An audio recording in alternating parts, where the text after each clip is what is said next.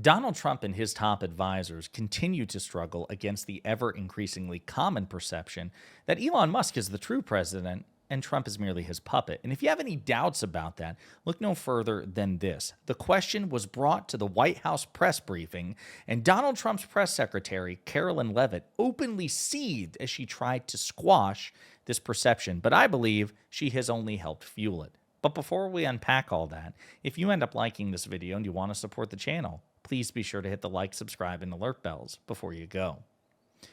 All right, friends, we got a lot to unpack here. I will remind you that Time magazine recently put Elon Musk on its cover and a picture of him sitting behind the White House president's desk, the Resolute desk, okay, that usually the president sits behind, okay?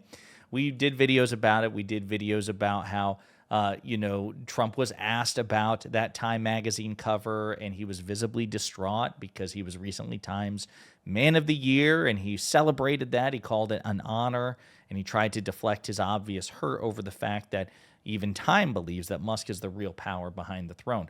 We did a video about how Elon Musk showed up at the White House, towered over Donald Trump, commanded the attention, however awkwardly, from the reporters who were peppering him with questions, as Trump again looked visibly frustrated and annoyed in silence. I just want to play you. We don't have to go through the audio because it's Musk talking, it's aggravating, but look at Donald Trump's face.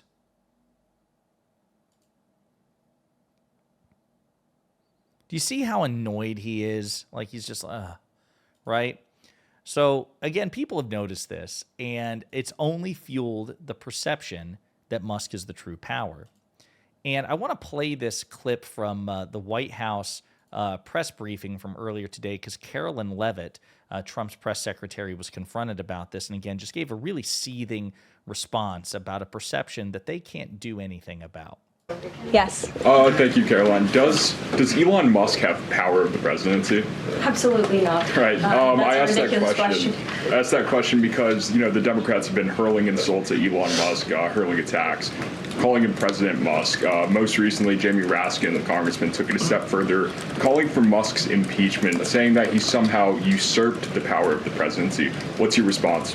It's utterly ridiculous. Elon Musk addressed this in the Oval Office yesterday. The president addressed it as well. Elon Musk is serving at the pleasure of the president, just like everybody else on this team. He takes directives directly from the president of the United States.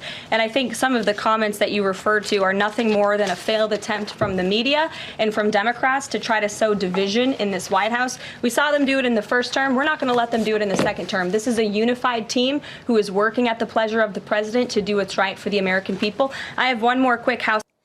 So there's this line in Game of Thrones. I'm afraid to throw it up because it might be copyrighted for all I know. But anybody who's watched Game of Thrones, particularly during its peak years, that's between season 1 and season 4, one of the main villains of the show, Tywin Lannister, my personal favorite character, played brilliantly by Charles Dance, has this great line. He says, "Any man who must say, 'I am the king,' is no true king."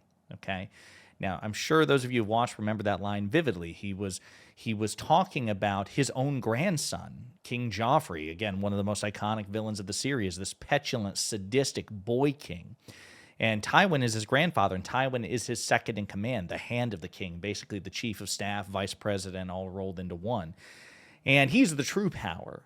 Tywin is. The king is just a figurehead for all intents and purposes. And so when Joffrey is running his mouth, Tywin says, okay, listen, any man who must say I am the king is no true king, because a true leader doesn't have to go around reminding people explicitly that he's a leader. And here you have the Trump administration having to do just that. Even the question, I don't know who the reporter was, but it's kind of strange because the way the question was posed was almost like a taunt, like, Carolyn, do you hear about what these Democrats are saying about President Trump and Elon Musk? I mean, listen to what Jamie Raskin had to say. Assuming that guy was a right-wing reporter from a right-wing outlet, why would you ask that question? Because all you're doing is bringing it, you're further legitimizing it. You're bringing it into the White House. You're confronting key Trump staff about it on camera with the White House logo behind them, forcing them to address an increasingly common perception. You have breathed life into the perception which Trump has before. We've talked about this, how Trump gave a speech at a conservative Charlie Kirk organized conference, and how he interrupted his own speech to say, and they say Elon is taking over the presidency. No, that's not going to happen. A confident, secure person with confident, secure staff would be like, oh, that's ridiculous, and then move on. Instead, she feels the need to try to squash it, but she didn't. Now that we know that this pisses them off, and it also happens enjoys the benefit of appearing to be true, we're only going to try to annoy them more with it. And so I want to share the supercut that Mediaite provided on their website of the reaction to the Elon Musk-Donald Trump dynamic, particularly in light of yesterday's impromptu Oval Office press conference with Musk, commanding the reporters while Trump sat in silence. Elon Musk and his co-president Donald Trump have spent the first 3 weeks of their presidency attempting a full assault on the separated powers of the Constitution. He seems to be acting as Trump's co-commander-in-chief. And that Elon Musk is acting like a co-president. Trump's billionaire co-president. He's operating as a co-president, and he was elected by no one. Elon Musk, as his co-president, fielding questions alongside him in the Oval Office. It was striking to see Musk standing, the attention of the room seemingly oriented around him. And the person who is helping him do that stood over Donald Trump in the White House today, thereby delivering a picture of presidential subservience, the likes of which we have never seen. The scene itself was bizarre. You had Musk in his MAGA hat, dressed all in black, a long coat that looked almost like a cape. The last time Donald Trump was in a press availability where he only got a couple questions and Elon Musk got the vast majority, didn't seem to be sitting too well with the commander-in-chief. His young son, X, climbing all over him, climbing on the floor. President Trump often looking uncomfortable. I think if there was any question, Jonathan, about who is the president right now and who is the co-president, at least the semiotics of that scene made that pretty clear. Musk in the position of total dominance. Elon Musk is doing everything he possibly can to tell the world, without saying a word, that Donald Trump is not the boss of me. Musk towering over Trump. Trump at his desk, kind of looking at Musk's kid, he barely kind of contributing to the conversation. The most powerless image of a president of the United States ever created by a camera. I mean, Elon Musk is either a co-president or a first spouse right now, given the power that he's wielding. So, will it work? I don't know, but Trump is a thin-skinned, malignant narcissist. Quite frankly, so is Elon Musk, according to the reports. We have credible report after credible report after credible report, plus what we've seen with our own eyes and heard out of the mouths of these two, that there are contentions, there are fractures within the Musk and Trump camp.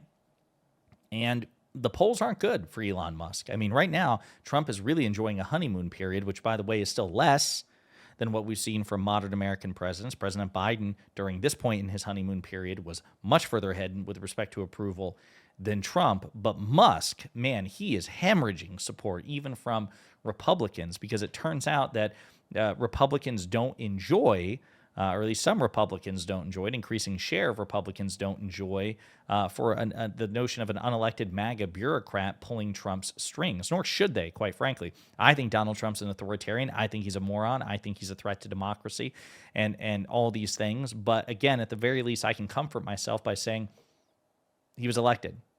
There was the most public vetting process we've seen. The people made a choice. I think they made a stupid choice, a terrible choice, but they made a choice. Elon Musk was a barnacle clinging to the Trump campaign. I suppose that's not fair because, you could easily make the argument that Musk was an outcome determinative factor between his financial contributions, his command of, social media, Twitter, X, all these things help propel Trump to victory and shape the narrative. But yeah, this notion is not going away. And again, these questions being brought to Caroline Leavitt, who answered it the way she did. Again, it didn't exude confidence. It didn't exude authority. It exuded a sweeping insecurity about the perceptions between Trump and Musk. And again, I just don't think they're going anywhere anytime soon. In the meantime, let me know what you think in the comments.